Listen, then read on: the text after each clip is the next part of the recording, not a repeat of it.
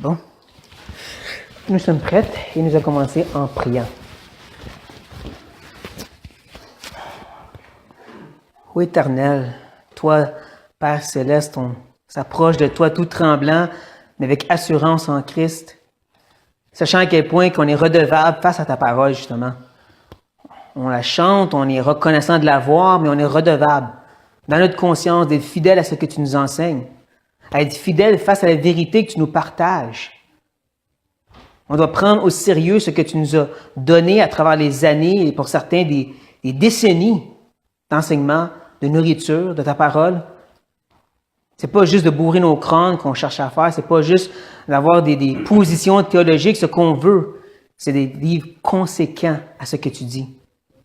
On veut que ta parole vraiment rentre dans notre ADN, nous change vraiment en tant que personne pour que nos inclinaisons, nos désirs, notre façon de vivre soit comme Christ.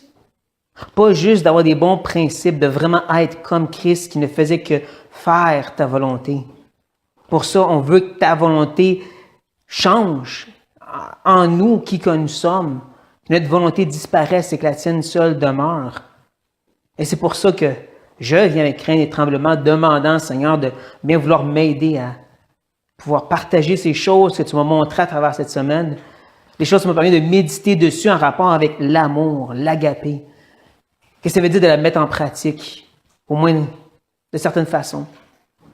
Parce qu'on sait que c'est un sujet vaste, énorme. Il y en a-tu beaucoup d'écrits sur l'agapé, juste dans le Nouveau Testament? Mais on va prendre une toute petite partie. Et on espère que cette petite partie, cette petite goutte d'eau va faire un gros trou dans nos cœurs de pierre et te permettre de porter du fruit en nous. On veut méditer sur ce sujet, cette mise en pratique de l'amour par l'entremise de l'apôtre de l'amour, l'apôtre Jean. Donc, donne-moi la sagesse et la capacité, donne-moi la mémoire. Donne à mes frères et sœurs le fait d'être réceptif, attentif. Parce que ce qu'on sait, c'est que mon message en soi, on s'en fout. Mes points, la conclusion, ce qui compte, c'est qu'est-ce que tu veux dire à tous et chacun ici ce soir. Qu'est-ce que tu veux leur dire en rapport avec leur vie, leur marche de l'amour et les corrections à faire dans cette marche ou la continuité à avoir. Parle aux jeunes et aux vieux. Parle à tous ici. Et qu'on t'entende et qu'on soit réceptif et qu'on tremble à ta parole éternelle. Amen. Les jeunes, allez. À ce point-ci, vous devriez le savoir, là. Come on. Peux-tu? Je vais vous demander, bien sûr, de tourner dans la 3e épître de Jean. 3 Jean pour ce soir. Comme j'ai mentionné la semaine passée, Dieu a fait une petite modification de ma série d'études. À la place d'exposer 2 Jean en entier et ensuite 3 Jean, il m'a convaincu de regarder section par section et de comparer comment ces 2 épîtres similaires, ces sœurs jumelles, se comparent l'une avec l'autre. Et donc, si vous allez juste regarder rapidement les 4 premiers versets, vous allez voir qu'il y a beaucoup de liens avec 2 Jean, les versets 1 à 4. On pourrait même dire que c'est la version anémique ou anérostique de 2 Jean, versets 1 à 4. Il y a beaucoup de mots qui manquent, mais c'est la même chose, plus ou moins, que Jean dit dans le 2e épître. Et c'est normal parce qu'on dit que 3 Jean, c'est la plus petite épître de tout le livre, de tout le Nouveau Testament. Maintenant, ce qu'on a vu dans 2 Jean la dernière fois, c'est que notre cher apôtre veut faire comprendre à ses lecteurs que, avant tout et premièrement, ce qu'on ne peut pas faire, c'est de séparer la connaissance de l'application. Tu ne peux pas séparer la doctrine du pratico-pratique. Tu ne peux pas séparer dans 2 mots la vérité de la charité. C'est ensemble. Ça se complète. Bien sûr, dans 2 Jean, l'accent est un peu plus sur la vérité. C'est le mot qui revient le plus souvent. Mais quand on arrive dans 3 Jean, ce qu'on retrouve, c'est l'agapé, l'amour. Même les dérivés comme agathène, qui traduit le mot bien-aimé. Bien-aimé revient 4 fois dans 3 Jean.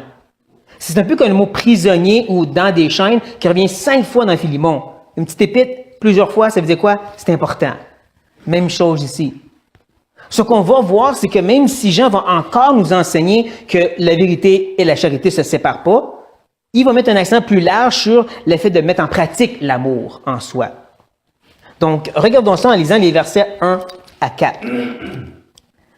L'ancien Agéus, le bien-aimé, que j'aime dans la vérité.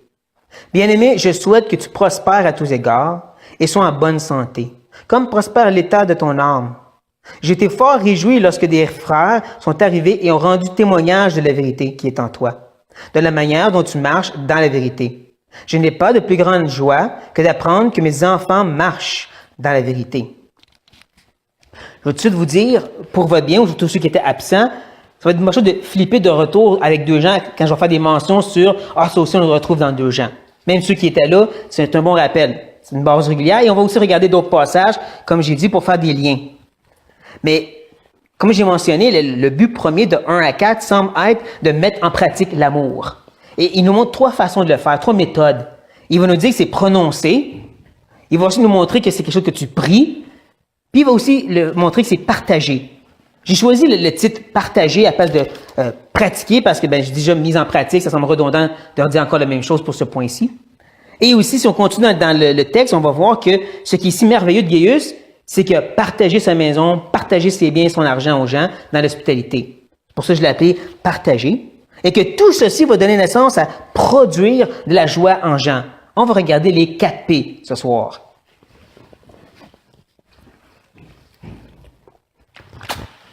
Et le tout commence par le titre que Jean se prend pour lui-même, l'Ancien.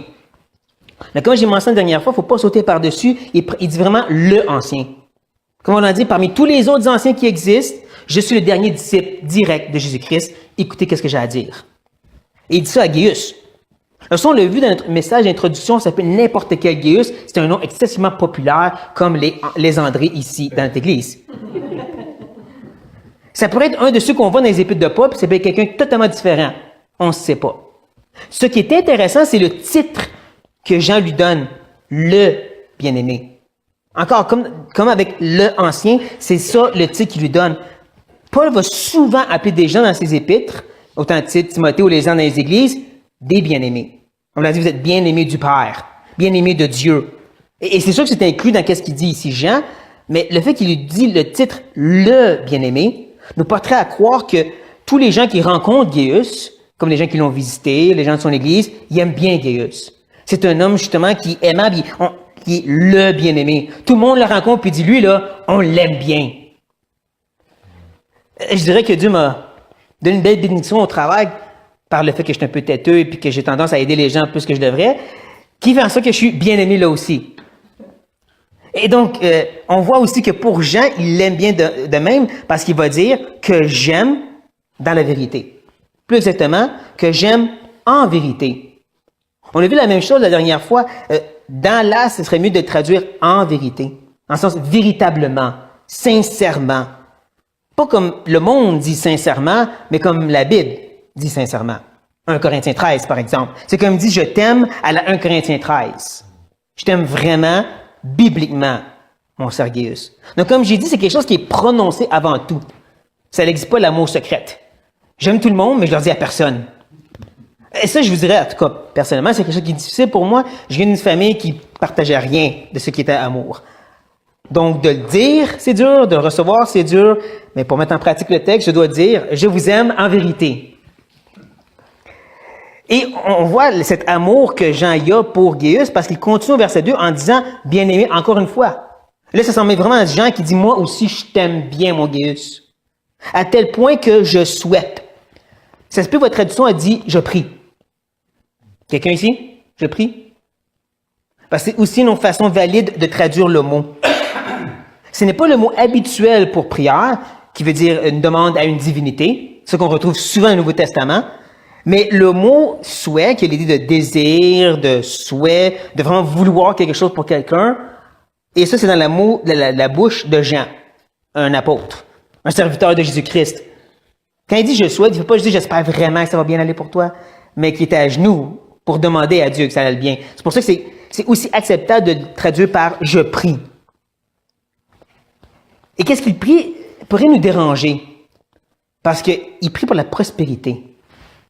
Vous savez que moi, c'est l'armement pour l'évangile de la prospérité. C'est vraiment un de leurs versets préférés. Oui, monsieur. Surtout, ça dit, là, Jean, il priait pour sa prospérité, puis on peut pas s'en sauver. Le mot prospère a l'idée de faire un voyage avec un succès financier. Et l'expression bonne santé veut dire bonne santé. Il prie que Gaius aille bien. Il soit béni de toutes les bords, de tous les côtés. Justement, l'expression en plein milieu, là, à tous égards, techniquement est au début dans le grec, mais tout veut dire tout. C'était pas pour faire une farce. Mais égard, c'est piri qui veut dire faire le tour. Je couvre toutes mes bases. Je veux que tu prospères avec tes amitiés, je veux que tu prospères financièrement. Je veux que tu ailles bien émotionnellement, spirituellement, physiquement. Je veux que tu ailles bien dans tous les bords, tous les côtés. Je veux que tu sois béni. Il y a juste deux choses qu'il faut garder en tête, premièrement. La première des choses, c'est que Jean, un peu comme Paul, utilise ce qui était présent dans ce temps-là pour communiquer. J'ai déjà mentionné, si tu écrivais une lettre à un juif, tu lui souhaitais la paix. Si tu écrivais à un grec, tu écrivais la grâce. Et Paul, lui, prend ces idées-là, puis il fait la même chose. Même que si tu écrivais à un grec, tu lui disais la grâce de la part de Zeus. En d'autres mots, je te souhaite la grâce de la part d'une divinité. Et Paul fait la même chose, il dit je te souhaite la grâce de la part de Dieu. Donc, il a pris ce qui était là, puis il l'a christianisé. L'expression qui est devant nous était quand même répandue dans les lettres séculières. Version modifiée, bien sûr. Elle disait plus ou moins « Si t'es bien, c'est bien, je suis bien ». Ouais, un peu redondant. Donc, c'est comme si de dire « Si ça va bien ta vie, merveilleux, je suis content pour toi ». Qui est plus ou moins quoi qu'on peut lire ici. Donc, oui, il y a une petite touche joannienne. Jean aimait sa petite touche personnelle, mais c'est plus ou moins ce qu'on disait dans ce temps-là. Première chose à prendre en tête. La deuxième chose à considérer, c'est que c'est pas la base de sa prière. Quand on continue, on voit à la fin du verset 2, comme prospère. C'est sur ça que c'est basé sa prière. Ça se base sur le fait que son état d'âme était prospère et qu'il voulait ça se répandre. La base, c'est sur cet état d'âme qu'on pourrait dire son être intérieur, son spirituel, il était sur un high. Il était fidèle dans ce qu'il faisait, comme on voit dans le reste du texte. Tu marches avec Dieu, puis ça va bien, et je voudrais que ça se répande dans ta vie de tous les jours. C'est ça, la prière de Jean. Donc, je dirais que c'est pas vrai ce que la plupart croient que Gaius, il allait pas bien, puis il était pauvre, c'est pour ça que Jean prie ça. Non, parce qu'encore, la base, c'est, spirituellement, là, ça va merveilleux. Tu fais ce que Dieu te demande, et je voudrais que Dieu te bénisse. Qui est pas mal en soi.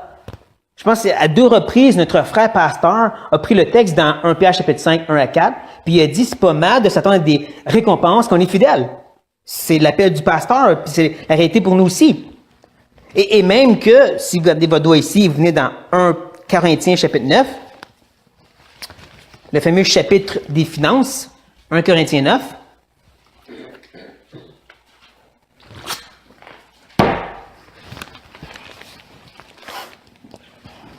plus ou moins vers le milieu du chapitre, où est-ce que Paul est en train de défendre son droit d'avoir de l'argent. On va se rappeler, c'est vraiment ça le but. Il va dire au verset 11, « Si nous avons semé parmi vous les biens spirituels, comme ton état d'âme, est-ce une grosse affaire si nous moissonnons vos biens temporels? » Vous comprenez l'argument, hein? On est œuvré spirituellement, on devrait se faire payer. En quelque part, je dis, c'est ça un peu la prière de Jean. Si tu es donné spirituellement, c'est normal que Dieu te récompense. Mais c'est pas juste ça. Si vous avancez jusqu'à 2 Corinthiens chapitre 9, 2 Corinthiens maintenant, j'espère que ça va être frais pour certains d'entre vous. 2 Corinthiens chapitre 9, on a quand même fait toutes les pètes ensemble. Encore en plein milieu, plus ou moins vers la fin, là, ça nous dit au verset 10. Celui qui fournit de la semence au semeur et du pain pour sa nourriture vous fournira et vous multipliera la semence. Et il augmentera les fruits de votre justice. Vous serez de la sorte enrichis à tous égards pour toute espèce de libéralité qui, par notre moyen, feront offrir à Dieu des actions de grâce. Encore, je ne sais pas si vous vous rappelez un peu de l'argument. L'idée, c'est Dieu vous bénit pour aussi bénir les autres. Ça, c'est la gloire de Dieu. Donc, si on revient à notre texte, c'est ça que je vois comme prière de la part de Jean. Gaius, il donne de qu'est-ce qu'il y a. Là. C'est un sacrifice quand même d'héberger des frères, peut-être de leur donner financièrement de l'aide. Tu dépenses dans ce temps-là. Et Jean dit, je prie que Dieu continue à t'en redonner pour que tu peux continuer à en faire plus. Parce que si tu n'as pas de maison, tu ne peux pas héberger. Si tu n'as pas d'argent, tu ne peux pas aider les gens. Ça, j'ai eu un petit avant-goût de ça cet été, quand j'ai eu l'opportunité de pouvoir héberger 2 frères à 2 temps différents. Mais quand tu as juste une chambre, puis un sofa, et tu veux être le bon nom chrétien, toi, tu te prends le sofa. Donc, laisse-moi vous dire que, disons que ça me donne plus la joie et le désir d'avoir cette maison, peut-être, éventuellement. Un peu comme Jean dit ici, moi, je veux que Dieu te bénisse plus pour que tu puisses en faire plus. Et ça, c'est la prière que j'en fais. Et on voit que c'est vraiment basé sur une joie qu'il y a pour Gaius. Parce que le début du verset 3 ressemble énormément, je dirais même presque mot pour mot, au début du verset 4 de 2 Jean. Il dit « J'ai été fort », un adjectif amplificateur, beaucoup, énormément, surdébordant, et le dit « réjoui ». Un mot qui veut dire une disposition vers la joie. Je penche vers la joie. C'est tellement pesant là, que je tombe dedans. Un peu, encore une fois, comme Obélix, c'est dans la potion magique. J'ai vraiment aimé l'illustration, je l'utilise encore. Parce que je vois vraiment Jean surexcité ici. Là. Il est vraiment content pour ce Gaius. Et c'est parce que des frères sont arrivés et ont rendu témoignage. Je vais arrêter ici un instant. Parce que les verbes arriver et rendu sont au présent. Le temps de verbe présent, habituellement, veut dire un acte continuel.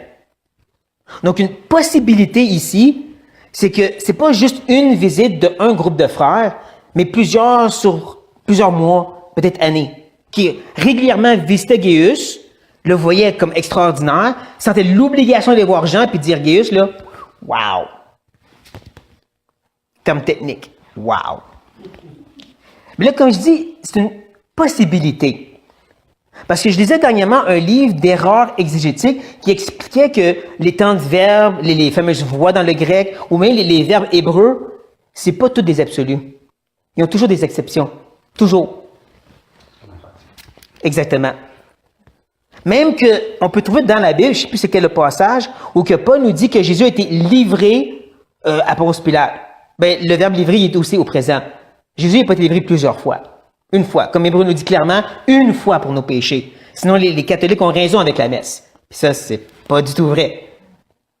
Donc, on peut voir qu'il y a des exceptions. Ça se peut qu'il y ait eu plusieurs visites, ou, moi, je pense plus, selon le contexte ici, qu'il y a eu une visite d'un groupe de frères, c'était incroyable, puis ils ont dit, il faut qu'on a dit ça à Jean. Mais c'est juste une opinion. Ceux qui ont eu comme témoignage, c'est en rapport avec la vérité de Gaius. Ouais, dans le grec, qu'est-ce que ça dit ensuite? C'est qu'ils ont rendu témoignage à ta vérité. C'est juste ça. Ouais. Qui est en toi n'est pas là. Là, on comprend que c'est pas que Gaius a inventé une vérité. Et c'est pas nécessairement qu'il enseignait la vérité dans l'Église. Mais il s'est tellement approprié la vérité que c'est venu faire partie de qui il était. Donc, de dire qui est en toi, c'est une bonne façon de traduire, si tu veux traduire l'idée de qu'est-ce qu'il disait. C'est un peu comme on l'a vu dans 2 Jean, le verset 2. Quand ça dit que la vérité, elle demeure en nous. Elle va rester éternellement ou d'âge en âge. Elle vivait en Gaius, à tel point donc qu'il marchait, péripatéo, marche continuelle, constante dans la vérité. Mais moi, ceci, ça m'amène à 2 réflexions importantes. La première, la nécessité de la vérité. On n'a pas encore défini le terme, mais je pense qu'on commence à voir que ça penche vers l'idée de la parole, la doctrine, tout le conseil de Dieu, comme Paul dirait. Et à quel point que justement c'est quelque chose qui est nécessaire et utile. Oui, c'est bon d'avoir des principes et des standards, mais je dirais que ça, c'est les garde-fous sur l'autoroute. Ça a sa place, mais l'autoroute en soi, là, les matériaux, la vérité. De donner l'importance d'avoir tout le conseil de Dieu, sinon tu vas avoir des nids de poules qui vont te causer des accidents. Je vais oser dire qu'il y a beaucoup de chrétiens anémiques dans leur marche chrétienne, qui ont beaucoup de difficultés avec certains péchés, ou tout simplement qui vivent les épreuves durement parce qu'ils ne sont pas bien enracinés dans la vérité. Oh, ils lisent la Bible, ils vont à l'église, mais enracinés. J'ai appris cette semaine qu'il y avait des arbres qui ont des racines qui vont excessivement profonds pour chercher les nutriments nécessaires. Ces arbres-là, là, tu sais qu'ils ne bougeront pas. Ils vont rester là, peu importe les intempéries. Et c'est ça qu'on a besoin nous autres aussi. J'ai eu, dans les derniers mois, plusieurs occasions de venir en aide des frères et sœurs découragés, surtout encore à cause du péché. Et la première chose que moi, j'essaie de leur faire comprendre, c'est leur identité en Christ. La réponse que je reçois, c'est quoi cette affaire-là? Ils connaissent pas cette idée-là. Mais pour moi, c'est excessivement important puisque Paul l'enseigne non seulement aux Éphésiens, mais aux Colossiens pour leur dire c'est ça qui va donner une plus grande intimité avec Dieu.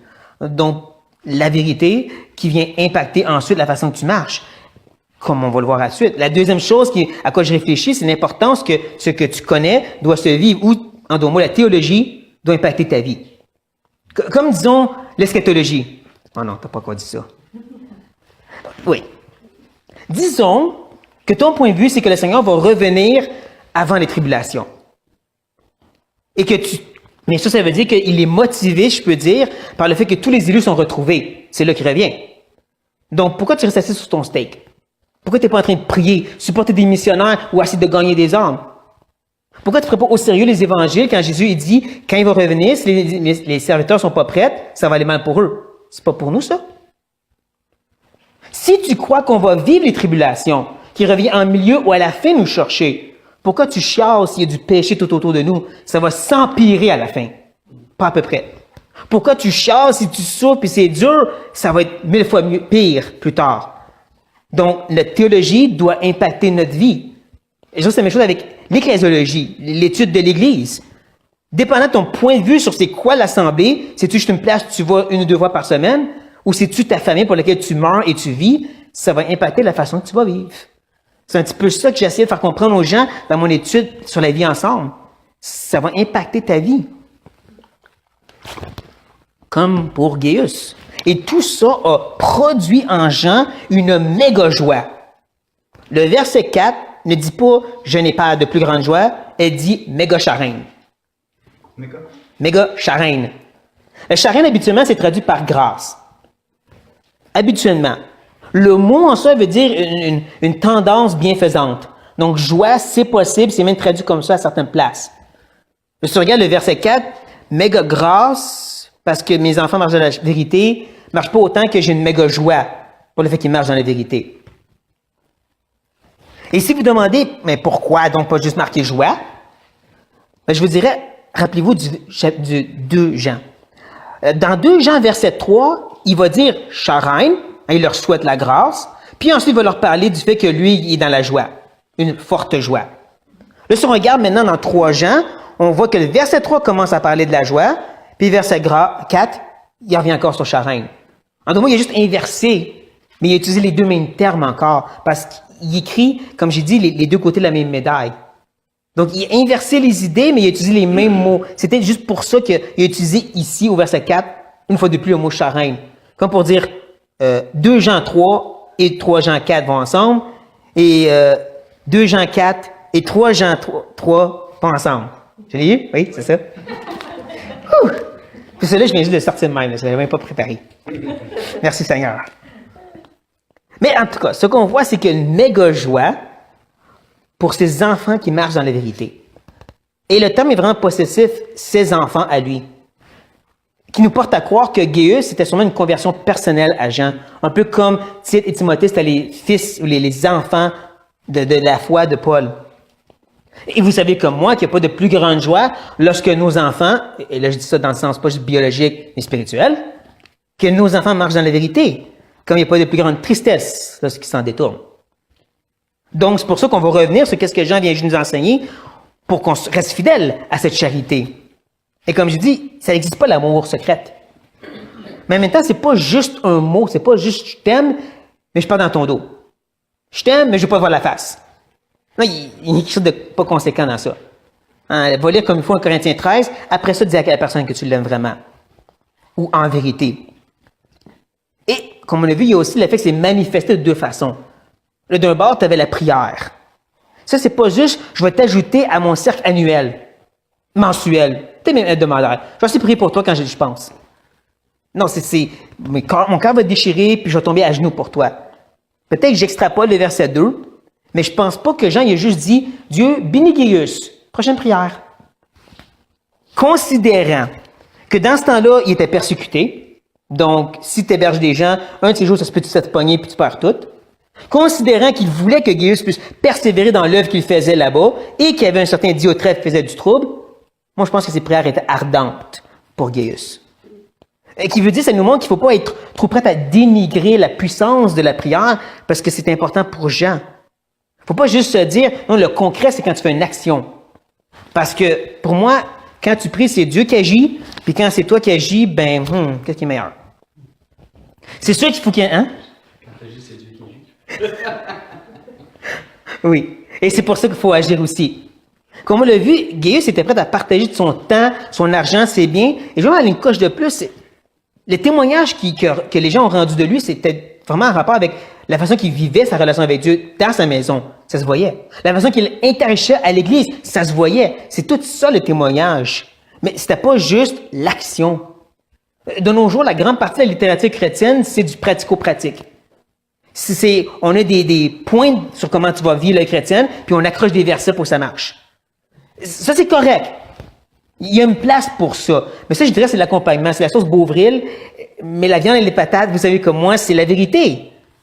C'est ça qui est vraiment le consistant.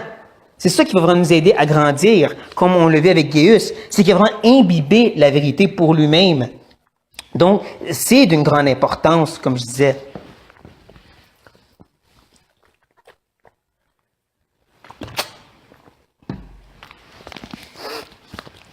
Et c'est ça aussi qui me motive à me tourner vers les jeunes maintenant. Oh non, pas contre nous autres. Avec un texte comme ça, où est-ce que l'enfant dans la foi marchait fidèlement à cause de la vérité, c'est sûr je vais me tourner sur vous autres. Parce que, vous savez, de plus en plus vous avancez, vous êtes dans un point où vous allez prendre vos propres décisions. Hein? Maman, papa ne va plus décider pour vous. Puis il y en a qui sont déjà à ces moments-là où vous décidez pour vous-même qu'est-ce que vous faites de votre temps, avec qui vous passez ce temps-là. Et puis, baser tout ça sur une simple moralité chrétienne. Je l'ai dit la dernière fois, cette idée de juste dire « Oh, mais tout le monde sait c'est pas correct », ça s'effondre facilement. Parce que rapidement, tu passes à « Ouais, mais c'est pas si pire, puis tu sais quoi, je vais faire quand même. » Mais si ton fondement, c'est la vérité, qui ne change pas, qui ne peut pas être ébranlée, là, tu as une différence. Je vous dis, il y a énormément de ces enfants de chrétiens qui maintenant vous diraient, on s'est fait enseigner la moralité et on est content d'avoir maintenant la vérité à la place. Donc, prenez ceci au sérieux. Et c'est pas juste en rapport avec des questions moraux, là. Je vais-tu boire, oui ou non? Question de copains et copines que je vais me permettre d'avoir. Désolé, les parents, ça s'en vient. C'est pas juste ça, la vie chrétienne. Pouvez-vous me dire c'est quoi justement ça, notre identité en Christ? Pouvez-vous m'expliquer c'est quoi l'Évangile? Dites pas c'est quand tu demandes à Jésus de rentrer dans ton cœur. Ça, c'est à peine le salut. Et le salut, ça rentre dans l'Évangile, mais l'Évangile commence dans Genèse puis ça finit dans l'Apocalypse. C'est tout ça, l'Évangile. Pouvez-vous me dire c'est quoi la différence entre avoir une foi vivante qui produit du fruit, puis d'avoir des règles morales et légalistes? Parce que vous savez, souvent la ligne est excessivement fine. Je regarde dans ma propre vie, là, puis il y a des moments où tu es sûr que tu portes du fruit, mais tu n'es rien d'autre que légaliste. Puis il y a d'autres moments où que tu dis, non, ici, ce gars-là, il est légaliste, mais c'est parce que Dieu, il en a une maturité qui a enlevé ses mains, arraché ses yeux parce qu'il voulait plus de Dieu. C'est pas toujours aussi clair que ça. Ça, tu as besoin justement de la vérité pour t'aider dans ça. Prenez au sérieux parce qu'il y a des sérieuses conséquences face à ce que vous ne faites pas. Puis, si vous le faites, comme vous avez appris, vous allez rendre vos parents heureux et le Père Céleste aussi. Et c'est la même chose pour les adultes en passant. Prions. Seigneur, honnêtement, je ne pense pas qu'on prend au sérieux qu'est-ce que Jean nous enseigne. Je pense que les jeunes, comme les adultes, on ne prend pas au sérieux l'importance d'être enracinés dans la parole. On la lit, puis on lit des points quotidiens, puis on ne veut pas vraiment approfondir qu'est-ce que ça veut dire vraiment la doctrine. Puis même si oui, c'est trop souvent des positions théologiques qu'on se prend. Seigneur, c'est pas assez. Faut que tu l'imbibes dans notre ADN. Il faut que ça change notre façon de penser et de vivre aussi. On regarde notre frère Gaius. C'était rendu sa vérité et il marchait dans la vérité. Est-ce qu'on marche en rapport avec ce qu'on croit? Puis est-ce qu'on est basé notre croyance sur la vérité ou sur nos opinions morales? Viens nous convaincre de sonder nos cœurs. Cet appel que j'ai fait la semaine passée. Viens nous poser la question, viens nous déranger pour qu'on ose se demander, est-ce qu'on marche vraiment dans la vérité? Ou est-ce qu'il y a des places qu'on devrait se remettre en question? Y a-t-il des façons d'agir, certains standards, certaines pratiques ou connaissances véridiques qui sont peut-être pas la vérité? Qui sont peut-être pas données par toi? Qu'on ait le courage, parce que le but, c'est pas d'avoir raison, Seigneur. Le but, c'est de marcher avec toi, main dans la main, intimement et réellement. Mais pour ça, tu nous as donné la vérité. Tu nous as enseigné que ça existe en Jésus-Christ, premièrement. Tu nous as enseigné que c'est par l'Esprit, deuxièmement. C'est toutes des choses qu'on ne peut pas prendre à la légère. Donc, viens provoquer dans nos consciences à tous et chacun l'importance de se questionner parce qu'on veut marcher avec toi qui est la vérité. Ô toi, Dieu véridique. Amen.